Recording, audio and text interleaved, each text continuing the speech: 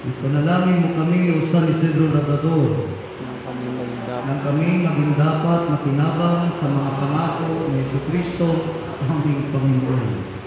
Manalangin tayo.